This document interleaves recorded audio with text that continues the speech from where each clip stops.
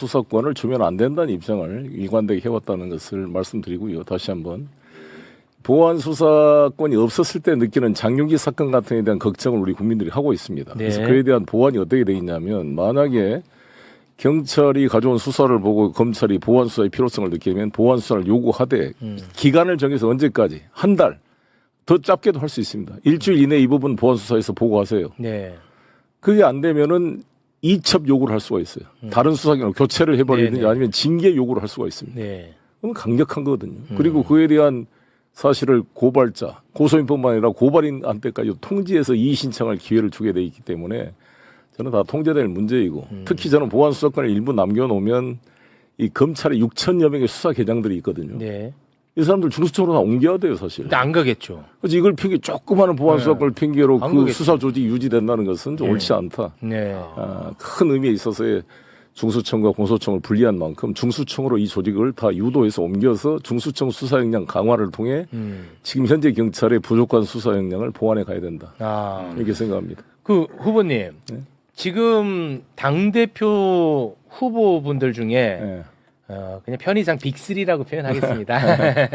사실은 2강 1중인데 빅3. 이 빅3 분들이 이제 컷오프가 결정나면 아마 이제 세 분이 올라갈 것 같습니다. 네, 제가 제 생각엔 그렇습니다. 그럼 이 세 분이 같이 이거 전당대회 전에 이 의견이 다 같으니까 대외적 메시지가 제가 볼 때 같거든요.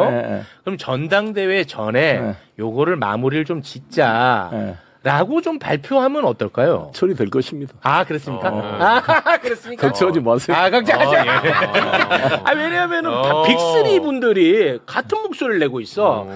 그 전에 처리가 될 것이다. 알겠습니다. 왜 제가. 아니, 왜냐하면 이거 가지고 김민석 후보께서도 총리 시절에 다 정부의 공식 아니다라고까지 이야기 됐잖아요. 네. 더 이상 미룰 문제가 없는데 단지 없어요. 이제 우리 국민들이 느끼는 그 보안수사권 요구권. 네. 근데 이번에도 사실 이 청주의 그 국민의힘 모 국회의원이 뭐 여중생 네, 어머니 네, 있었죠. 네. 이것을 그 담당 그 지역위원장이 검사 출신 아니었어요. 네. 국민의힘. 네. 통신영장 조회를 다 검찰이 차단시켜 버렸어요. 이게 검찰도 심각하잖아요. 이런 게. 심각합니다. 그래서 사실 국민들이 장윤기 사건 하나 가지고 좀 고민하는데 제가 봤을 때 혈기왕성한 그 젊은이가 그 여자 고교 소녀를 저렇게 살인했다 그러면 동기를 당연히 보게 돼 있잖아요. 이게 강도인지 강간인지 아니면 약물 중독인지 이런 것은 바로 걸러질 수밖에 없다고 보여져요. 그래서 저는 보안수사 요구권으로 걸러지지 않을 수가 없다 이렇게 봅니다. 그리고 이제 가장 중요한 것은 영장 압수수색 구속영장 청구권을 독점을 하고 있잖아요. 지금. 네, 맞습니다. 그걸 고민해야 돼. 그래서 저는 이 검사들의 범죄 행위에 대해서 공수처 검사를 통해 바로 법원에 영장 청구를 할 수 있도록 그 법을 반드시 제가 관철시키려고 하고요. 또 하나 제가 이번에 법안 다음 주에 제출할 법안이 뭐냐면 검사가 불기소했을 때 우리가 법원에다가 부심판 결정, 재판 기소를 해 주십시오라고 하는 게 재정신청이라고 그러는데 결정이 되면 공소 유지를 현재 검사가 담당하기로 돼 있어요. 그러니까 이문정 검사가 지때 그다음 자기가 해가지고 무죄 구형했다고 징계받고 그랬잖아요. 그러니까 이것을 변호사가 지정 변호사가 하도록 바꾸려고 그럽니다. 네. 제가 개정안을 지금 거의 완성돼서요. 제출하려고 그러는데 권인숙 씨 그 부천서 송고문 사건 때 문기동이라는 부천서 경찰서를 그 선고문했던 그 경찰을 그때의 전두환 때인가요? 검찰이 얘를 기소유예 처분을 했어요. 그래서 우리 시민단체가 피해자가 재정신청을 해가지고 재판 기소해라 결정을 했어요. 그래서 그 공소유지 담당을 조영왕 변호사가 했습니다. 그때. 근데 이게 법이 계약이 돼가지고 검사가 되는 걸로 돼 있어서 제가 이번에 개정안을 만들었습니다. 알겠습니다. 네, 검찰 개혁에 대해서는 정말 그 진심이신 분입니다. 예. 이제 조금 난이도를 조금 올려가겠습니다. 정치 검찰에게 탄압받았던 분입니다. 당시 민주당도 정치 검찰과의 전쟁을 선포했었습니다. 한창 탄압받을 때.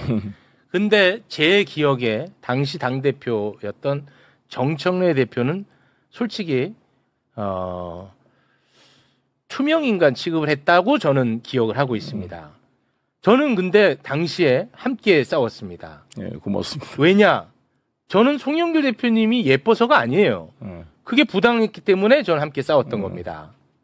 자, 그런데 지금 매불쇼가 진보 진영 내에서 엄청나게 공격을 받고 있습니다. 예. 매불쇼는요, 잘 아시겠습니다만 변희재, 이봉규도 불렀던 채널이에요. 이게 잘했다는 게 아니고 네. 전 세상에 존재하는 이야기를 좀 듣자는 취지 네. 항상 저의 원칙입니다. 네. 근데 유시민 작가를 불렀다는 이유로 반명딱지를 붙여버립니다. 예. 저는 유시민 작가 비판하는 것에 대해서는 너무 자유롭게 각자 생각이 다 다를 수 있다고 봐요. 그런데 반명딱지 붙이고 이 사람 제거하고 이 사람 제거하고 굉장히 폭력적입니다. 예.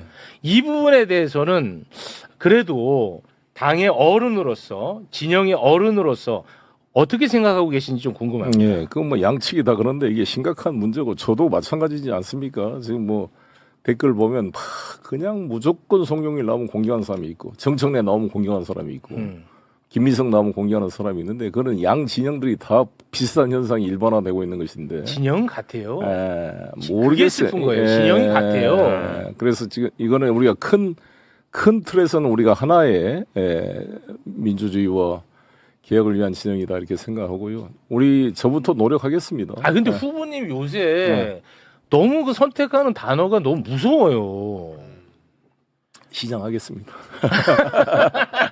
죄송합니다. 아니 그 잘하기 아니, 경쟁을 해주시면 좋겠는데 제가 네. 우리 최욱 씨 같이 이렇게 풀어줬으면 좋았을 텐데 네. 너무 억울함이 쌓였던 것 같아. 좀. 그날 벌써 투명인간 취급 받은 거잖아 감옥에 있을 때. 저는 그렇게 기억하고 있습니다, 솔직히. 그러니까 그게 또 와서 이번에 대표 자격도 논란이 되고 그러니까 너무 제가 좀 좌절감이라 그럴까 그런 안타까움이 있어서 그랬는데 네. 이런 갈등 잘 순화시키겠습니다. 아니 그래서 그리고 네. 언제 유시민 작가하고 저하고 같이 한번 토론 한번 시켜줘 보세요. 네. 같이 불러다가. 네네 알겠습니다. 네. 아니 그러면 우리 후보님이 당 대표가 되면 지금 굉장히 심각하게 지금 갈등하고 있지 않습니까? 저는 굉장히 좀 우려가 크거든요. 네. 걱정도 되고. 잘 이 부분 해결할 수 있습니까? 왜냐하면 우리 후보님의 지금 발언과 단어가 너무 세니까 오히려 지금 이 갈등을 좀 부추기는 측면이 있어 보여서 당대표가 되면 이걸 어떻게 수습하실까? 그게 좀 제가 걱정되고 궁금해서 여쭤보는 겁니다. 잘 수습하도록 하겠습니다. 근데 네.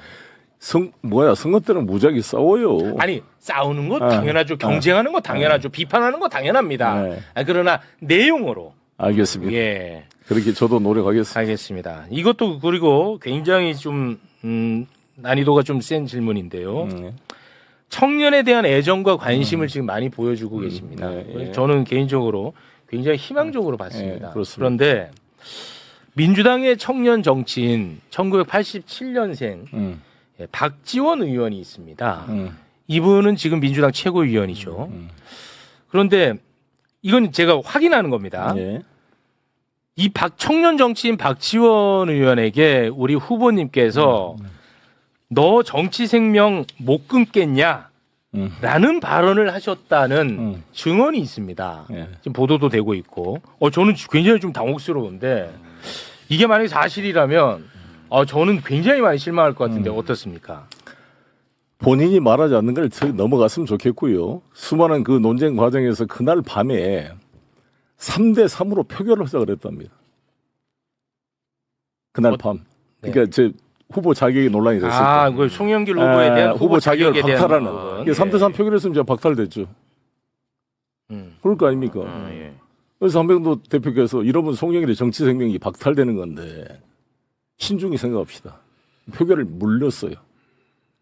그 다음날 그래서 표결을 했는데 정청래 당대표께서 전 대표께서 페북에다가 같이 갑시다 이렇게 올렸잖아요. 그래가지고 문정복 최고위원이 정청래 대표하고 소통을 했는지 모르겠습니다만 나가버렸어요. 그래서 표결을 해가지고 3대2로 겨우 통과가 된 겁니다. 네. 그 과정에 격렬한 논쟁이 있었어요. 네. 저희 정치 생명의 문제가 걸린 문제잖아요. 저도 역시. 네. 그리고 저는 후배 정치인 박지원에 대한 애정 때문에 여러 가지 논쟁이 있었다는 말씀을 드리겠습니다. 혹시 뭐 모르시는 분들이 계실 것 같아서 이 피선거권의 자격 요건이 있습니다. 예. 그 당원 가입은 이제 1년 그리고 당비는 6개월 이상 예. 낸 자에 한해서 피선거권이 있는데 우리 좀 제가 직접 설명드릴게요. 예, 그렇게 그렇게 하시는 게. 우리 시청자는 아시다시피 제가 무죄 판결을 2월 13일 날 받아가지고 올해 2월 20일 날 복당이 됐을 때 정청래 당대표께서 모든 페널티를 없애고 복당을 시킨다. 그래서 제가 복당이 됐잖아요. 그리고 예. 저를 전략 공천을 했잖아요. 연수갑으로. 그래서 나는 이 문제가 다 정리된 것으로 당연히 알고 있었던 거죠. 아니 국회의원 후보로 공천됐는데 또 이걸 이중으로 또 따진다는 것인가? 그래서 저는 아무 문제 없이 다 해서 서류를 접수했고 접수를 받았어요. 근데 그날 밤에 6개월 당비 이 규정에 안 된다. 라는 것을 알게 된 거죠. 네. 그래서 저는 이거를 아니 어떻게 포괄적으로 그때 정리된 게 아닌가라고 봤는데 별도 규정이 아니라는 거죠. 그러면 그 당헌 당규에 당무회의에서 달리 정할 수 있다는 단서 조항이 있어요. 예외 규정이 있더라고요. 그게 없는 게 아니라 그 조항으로 통과된 사람이 이번 지방선거에 수없이 있습니다. 언론에 안 알려져서 그렇지. 내가 사례를 다시 뽑아보고 있습니다. 네. 그러니까 이거를 송영길이한테 달리 정할 수 있다는 것을 인정하는 게 특혜입니까? 우리 최욱 선생님 말한 것처럼 이렇게 억울하게 구속돼서 혼자 무죄를 받고 왔는데 그게 달리 정할 사유가 안 된다는 것인가? 전 너무 울분이 끌어올 수밖에 없었고 어떻게 검찰 개혁을 이야기하지 말아라 그럼 지금까지 그렇게 검찰을 요구하고 검찰의 조작 수사에 대해서 특검까지 하겠다는 분들이 그 검찰 수사로 내가 기소돼서 329일 감옥에 갔다가 무죄 판결을 받고 나왔는데 박수는 안 쳐줄 망정 그걸 이유로 불이익을 주겠다는 것은 저는 이 민주당으로서 이해할 수 없는 것이다. 이렇게 저는 주장했던 거죠. 네네. 그리고 우리가 보통 서민들이 그렇잖아요. 뭘 잘 절차를 몰라가지고 구청이라든지 어디 법원이나 검찰에 가서 물어봤더니 어저께까지 왔었는데 기간이 도과됐습니다. 그렇게 하면 그게 행정이 됩니까? 아니 자기들이 알아봤어야지. 제가 출마한다고 말한 지 언제입니까? 그러면 중앙당에서 이 규정이 문제됩니다라고 이야기를 해줬어야지. 왜 나보다 몰랐냐 그러는데 그럼 내가 어떻게 그걸 알았냐고. 당대표니까 왜 몰랐냐고 문정복 최고가 말씀하시던데 그러면 정청래 대표는 알았습니까? 정청래 대표도 몰랐잖아요. 알고도 방치했을 리가 없을 테니까. 그러니까 이런 것을 저는 절차를 가지고 무슨 관료적으로 저를 배제하려고 했을 때 느꼈던 좌절감이 컸다 이런 말씀을 드리겠습니다. 알겠습니다. 예. 뭐 그것에 대해서는 뭐 각자 이제 판단하시면 될 것 같고 다시 좀 우리 후보님 그 박지원 의원에게 그러니까 청년 정치인 박지원 의원에게 했던 그 발언과 관련해서는 이제 그런 문제가 있었다는 배경은 이제 저희가 지금 들었고 좀 발언은 좀 너무 과격한 것 아닌가. 제가요 그렇게 했으면 제 감정이 어떻겠습니까?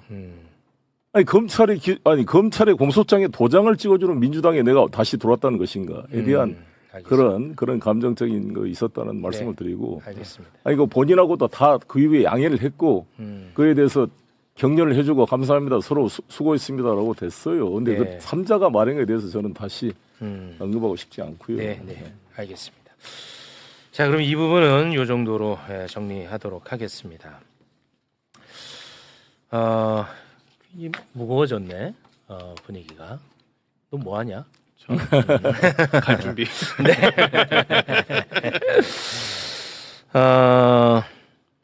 아니 거기서 내가 한마디만 더 드리자면 그만합시다.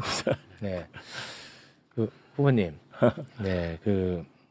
지금 이제 전당대회는 이제 굉장히 치열한 경쟁이잖아요. 네, 그렇긴 합니다만 그래도 나중을 위해서라도 우리 후보님한테만 제가 드리는 말씀은 아닙니다. 네, 나중을 위해서라도 이게 좀 회복 가능한 범위 안에서 경쟁하고 비판하면 어떨까 하는 개인적 바람을 좀 전해봅니다. 모든 후보님들한테 다 전달하도록 하겠습니다. 좋은 말씀입니다. 네, 알겠습니다. 그리고 요거 하나만 좀 여쭤보겠습니다. 요거 하나 또 이거 다르면 이제 저도 굉장히 또 시끄러워질 것 같긴 한데 한번 좀 다뤄보겠습니다. 그 조국 혁신당과의 합당에 대해서 얼마 전에 그 인터뷰에서 말씀하시는 걸 들었습니다.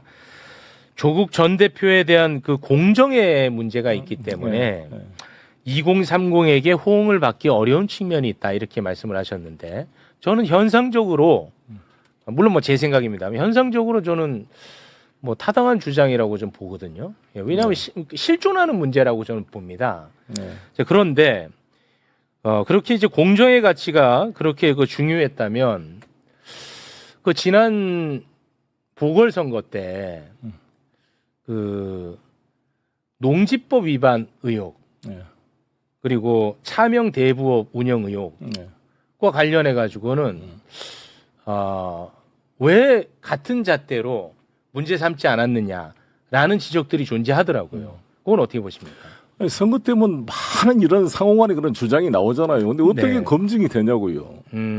재판을 받고 형사적으로 대봐야 이게 많이 됐으니까 고소가 돼서 아마 경찰이 조사할 겁니다. 그래서 저는 김영남 후보도 그게 다 스크린돼서 만약에 그때 혐의가 있어서 무슨 기소가 된다든지 그런 건 없었죠 그 당시는. 네. 아니, 그러니까 지금이라도 지금 이제 돼 있으니까 그걸 보아야 되는 것이고 선거가 되면요 양측에서 엄청난 주장을 하기 때문에 그 주장만 가지고 믿을 수가 없어요. 그건 차치해야 되는 거잖아요. 그럼 똑같이 조국도 얼마나 당했습니까 그때. 수많은 사건에 무슨 사모펀드부터 시작해서 별건 수사로 막 했던 거 아닙니까? 저도 네. 마찬가지고. 네. 그래서 저는 동명상련이다. 일단 뭔가 검찰이 주장하든지 정치에 주장한 것은 끝나고 나서 그건 검증할 문제이지 그걸 가지고 지금 이 선거에서 싸울 문제는 아니다 이렇게 본 거였습니다. 네, 알겠습니다. 후보님 끝으로 혹시 뭐 하실 말씀 있으시면 뭐 편안하게 말씀하셔도 되겠습니다.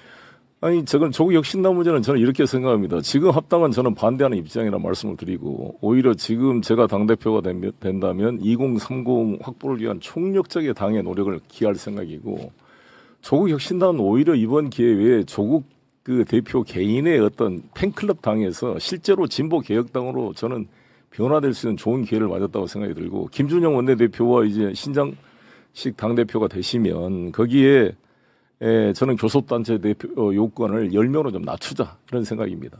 10명으로 낮추면 교섭단체가 돼서 진보 아젠다를 좀 마음껏 활동할 수 있는 공간을 열어주는 거잖아요. 네. 그렇게 해서 다음 총선 전에 선거 연대를 할지 합당을 할지는 그때 판단해 보자는 것이고 네. 또 제가 이 10인석으로 제안한 이유는 현재 한동훈과 장동혁 관계도 빙탄불상용입니다. 저는 장동혁 같이 헌법을 부정하고 윤어게인을 하는 세력이 보수에 있는 것이 우리나라 발전에 도움이 안 된다. 맞습니다. 최소한 탄핵에 찬성했던 세력, 한동훈이나 지금 뭐 이준석 마찬가지로 다 이분들은 그래도 탄핵에 찬성했던 세력들이잖아요. 그럼 네. 그 사람들이 장동혁 체제 안에서 입당이 불가능할 거예요. 한동훈도 마찬가지고.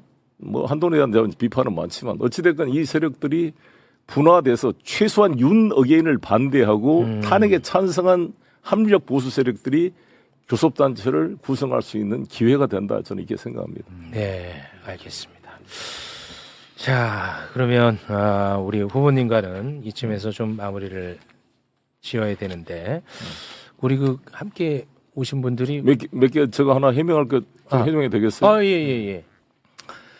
아니 사실 과거 가지고 파묘한다 그러지만 불가피하게 그런 이야기 나오잖아요. 적통 정책 저는 근데 그 중에 하나 이제 송영길 한번 비판하는 것 중에 하나가 너 노무현 대통령 때 노무현 철저히 수사하자 그랬지 않았느냐 이 말에 대한 것을 몇 번 지적을 받습니다. 맞습니다.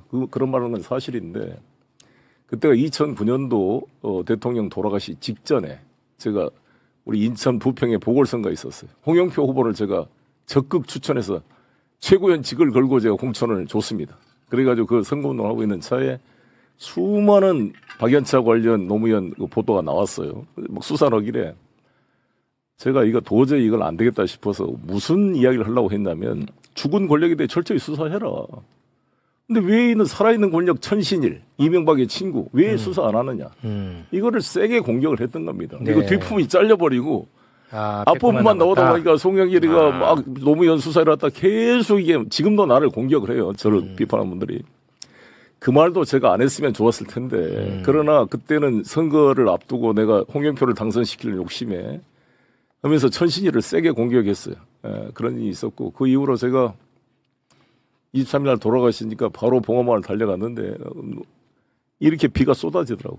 정말 나보다 야 이 새끼가 송영길 왜 왔어 이렇게 막 나를 공격을 많이 당연히 욕을 들어도 써다. 그러면서 밤을 새웠어요, 여기서. 밤 새니까 많은 의원들은 돌아가시고 거의 저 혼자 남아 있었습니다. 새벽 3시까지. 그랬더니 그때 몇 명 노사모 친구들이 옆에 다가와서 소주를 한 잔 따라주더라고요. 너 송영길 끝까지 지켜봤다. 네 안 도망가고 끝까지 앉아있는 거 보고 내가 마음을 열어서 술 한 잔 따라주러 왔다 그러더라고요. 예. 그리고 제가 그 다음에 10월 달에 대정부 질문을 통해 정운찬 장관과 김기남 법무장관한테 이 노무현 대통령의 억울함에 대해서 강력하게 질타를 하면서 지금까지 아무튼 다시는 제2의 노무현, 지몬미란 말을 후회하지 않도록 우리의 소중한 이 정부의 유산을 지켜나가야 되겠다 이런 다짐을 하게 됐습니다. 네, 알겠습니다. 그 5분 가운데 어떤 분이 당대표가 되더라도 지금의 이런 갈등 잘 이렇게 봉합이 될까요? 노력해야지 어떡하겠어요. 네, 우리 그 후보님이 좀 잘 좀 해주시면 네, 노력하겠습니다. 고맙겠습니다. 네, 지금 감사합니다. 사실 저는 좀 많이 슬프거든요. 네. 지금 이 상황이 왜냐하면 이재명 정부 반드시 성공시키고 정권 재창출 시켜야 이게 돌아가지 않을 거 아니겠습니까? 저는 그게 진짜 불안하거든요. 지금 너무나 지금 서로가 갈등하고 반목하고 이게 너무 심각하니까 와 이거 불안한 거예요 저는. 아무튼 매불쇼가 균형 있게 공정하게 잘 해주세요. 그러니까 어떤 네. 게 있었냐면 이게 저도 그런 말 썼잖아요. 왜 특정인을 대권으로 만들려는 그러한 프레임 속에 꽤 갇혀서 방송을 하는 것 같은 그런 오해가 계속 나온단 말이에요. 매불쇼나 저기 어디. 특정인이 누구죠? 이건 막꼭 말을 해야 되겠습니까? 이거는 진짜 못 알아들어서 제가 드리는 질문인데. 아니 조국 대표를 만들려고 그렇게 유시민부터 매부쇼가요? 아니 매불쇼 그렇다는 게 아니라 그런 조국은 아예 나는 관심도 없습니다. 네, 진짜로. 무슨 의미가 있어요, 그게? 그러니까 여기서 아이고, 매불쇼든 그 뉴스 공장이든 간에 네. 적어도 저쪽까지는 포함 않더라도 우리 그래도 민주당 진영에 전체에 있는 사람한테는 공정하게 해줬으면 좋겠다는 거죠. 네. 누구한테 매불쇼는 매우 그렇다고 저는 평가하고 그래서 있습니다. 나는 네. 고마워한다고요. 그래서 네. 매불쇼가 부르면 언제든지 다 제끼고 네. 오겠다고 제가. 근데 이거는 있어요. 뭐냐면 다 좋은데 그러니까 제 발언이 있을 거 아니에요. 저는 이제 영상이 다 존재하니까 예. 조국이라는 정치인을 혐오하지 않는다고 비난받는 것은 이건 폭력이잖아요. 그렇죠, 그렇죠. 저는 이거를 문제 삼는 거예요. 네, 맞습니다. 조국을 혐오하지 않고 조국을 미워하지 않는다고 비판받는 건 이거 얼마나 큰 폭력입니까? 난 무서워요, 심지어. 이거는 안 된다는 거예요, 저는. 이거는 꼭 이게 좀- 지난번 이제 네. 평택 선거가 그러한 서로 우리 간에 서로 아픔을 더 키웠는데 아쉬움이 커요. 그러니까 저는 네. 이제 일관되게 정청래 대표께서 평택 공천 안 했을 걸 잘못했다 이런 말씀까지 했는데 저는 뭐 조국 대표님이 부산에 갔으면 좋았을 거고 솔직히 저는 22대 국회에서 유죄 판결로 의원직을 상실했는데 22대 국회 다시 출마한다는 것도 논리상으로 좀 어긋난 면이 있어요. 네. 그러니까 좀 나는 조국 대표님이 좀 길게 보고 좀 쉬면서 자기 충전을 했으면 하는 아쉬움이 있는데 뭐 네. 지난 일이고. 네네. 송영길 정청래 솔직하지 않다. 이재명 불편함 표시했는데 출마했다. 송영길이 좀 사고를 친 것 같은데 제가 보기에는. 장성철의 뉴스 명당에 출연을 했어요. 직간접적으로 모든 언론에 대통령이 정 대표가 불편하다는 것을 수차례 표시했는데 마치 아무것도 없는 것처럼 명청대전은 언론이 만든 허구 프레임이라고 한다. 내가 이재명을 지킬 거야 이렇게 떠드는 것은 솔직하지 않다.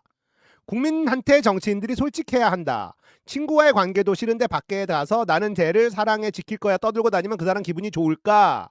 냉각기가 필요한 것이다. 대통령 임기가 4년인데 한번 쉬었다가 입각 제의도 있었다면 입각해서 대통령을 돕다가 다음 기회를 모색할 수도 있을 텐데 굳이 저렇게 나와야 하는가? 자기 정치적 세력을 구축하기 위한 출마로 보인다.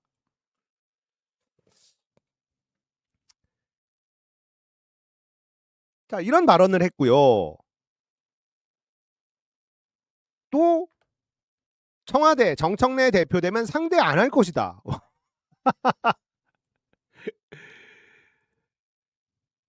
정어리 TV인가요? 거기에 나와가지고 정청래가 당 대표가 되면 당청 관계 문제가 생길 수 있냐라고 물어보니 당연히 생긴다. 당 대표를 상대 안 할 것이다. 정청래 대신 원내대표하고 일을 할 것이다. 정청래 패싱 당한다. 이렇게 얘기를 했어요.